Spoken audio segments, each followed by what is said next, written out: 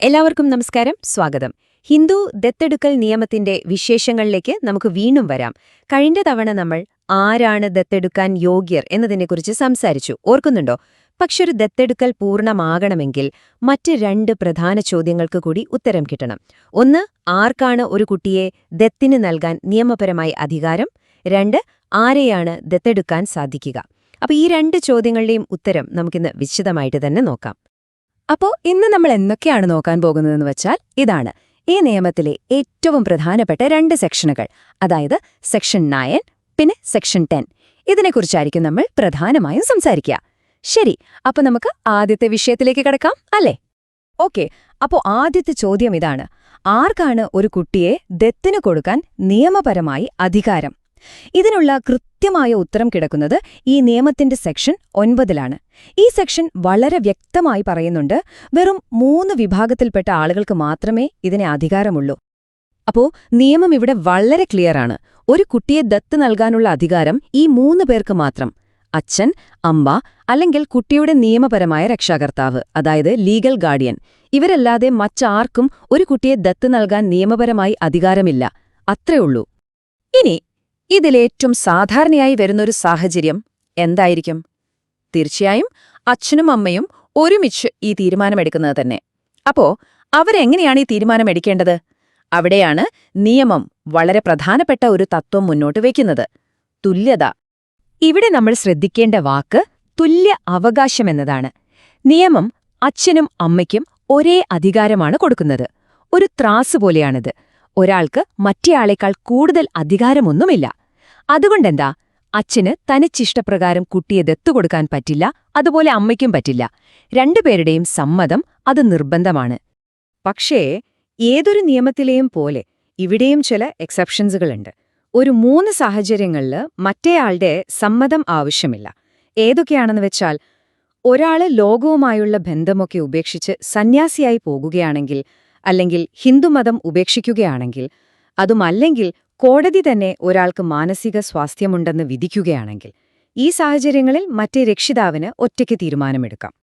അപ്പോ സ്വാഭാവികമായും ഒരു സംശയം വരുമല്ലേ, ഇനിയിപ്പോ അച്ഛനും അമ്മയും ജീവിച്ചിരിപ്പില്ലെങ്കിലോ, അല്ലെങ്കിൽ കുട്ടിയെ നോക്കാൻ പറ്റാത്തൊരവസ്ഥയിലാണെങ്കിലോ എന്തു ചെയ്യും? അവിടെയാണ് ഗാർഡിയൻസിന്റെയും നമ്മുടെ നിയമവ്യവസ്ഥയുടെയും റോൾ വരുന്നത്. ഇവിടെ നിയമം ഒരു സേഫ്റ്റി നെറ്റ് പോലെയാണ് പ്രവർത്തിക്കുന്നത്. നമ്മൾ നേരത്തെ പറഞ്ഞ സാഹചര്യങ്ങളിൽ കുട്ടിയുടെ നിയമപരമായ രക്ഷാകർത്താവിന് കുട്ടിയെ ദത്ത് നൽകാനുള്ള അധികാരമുണ്ട്. പക്ഷേ അതിനൊരു വലിയ കണ്ടീഷനുണ്ട്. ദത്ത് നൽകുന്നതിന് മുൻപ് കോടതിയുടെ അനുമതി വാങ്ങിയിരിക്കണം. ഇത് നിർബന്ധമാണ്. കാരണം എല്ലാത്തിനുമുപരി കുട്ടിയുടെ ഭാവിയാണല്ലോ പ്രധാനം. അതുകൊണ്ട് കോടതിയുടെ ഒരു മേൽനോട്ടം അവിടെ അത്യാവശ്യമാണ്. സെക്ഷൻ 9(5) ഈ ഒരു വാചകം മാത്രം മതി ഈ നിയമത്തിന്റെ മൊത്തം ഉദ്ദേശം മനസ്സിലാക്കാൻ.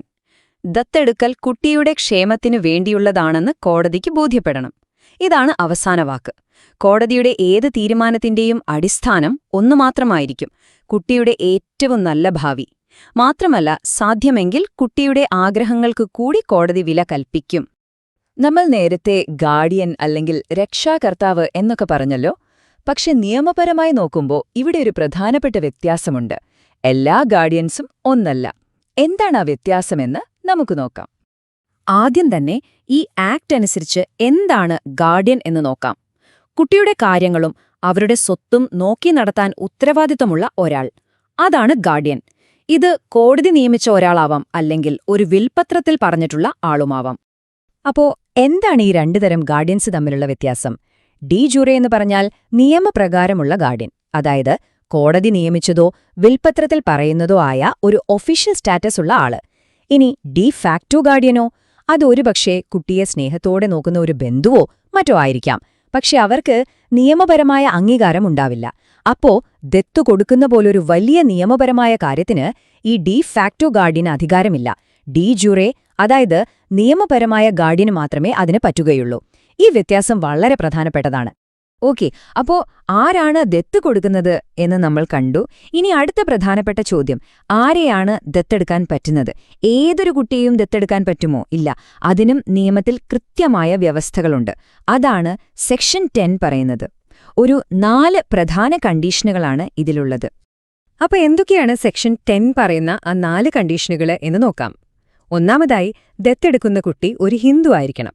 രണ്ടാമത്, ആ കുട്ടിയെ ഇതിനു മുമ്പ് വേറെയാരും ദത്തെടുത്തിട്ടുണ്ടാകാൻ പാടില്ല. 3, ആ കുട്ടി വിവാഹിതരാകരുത്. പിന്നെ 4-മതായി, 15 വയസ്സ് കഴിഞ്ഞിട്ടുണ്ടാകരുത്. പക്ഷെ അവസാനം പറഞ്ഞ 2 കാര്യങ്ങളിൽ ഒരു ഇളവുണ്ട്. ചില പ്രത്യേക സമുദായങ്ങളിൽ അവിടത്തെ ആചാരങ്ങൾ അനുവദിക്കുന്നുണ്ടെങ്കിൽ വിവാഹിതരായവരെയും 15 വയസ്സ് കഴിഞ്ഞവരെയും ദത്തെടുക്കാൻ സാധിക്കും.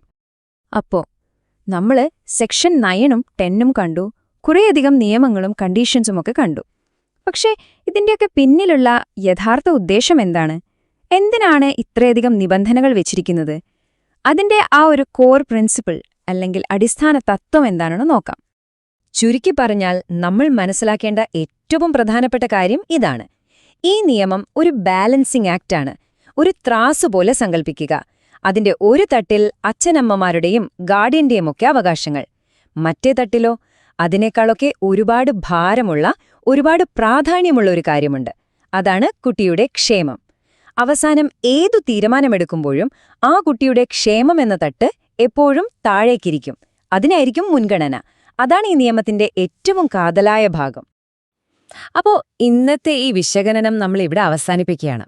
പോകുന്നതിന് മുൻപ് ഒരു ചോദ്യം മാത്രം. 1956-ലുണ്ടാക്കിയ ഒരു നിയമം ഇന്നത്തെ ഇത്രയധികം മാറിയ ഒരു ലോകത്ത് മാതാപിതാക്കളുടെ അവകാശങ്ങളും ഒരു കുട്ടിയുടെ ഏറ്റവും നല്ല ഭാവിയും തമ്മിൽ എങ്ങനെയാണ് ഒരു ബാലൻസ് കണ്ടെത്തുന്നത്? ഇതൊരു ചിന്തിക്കേണ്ട കാര്യം തന്നെയാണല്ലേ? ഈ ഒരു ചോദ്യത്തോടെ നമുക്ക് ഇന്നത്തേക്ക് നിർത്താം. അടുത്ത ഭാഗത്ത് വീണ്ടും കാണാം. നന്ദി.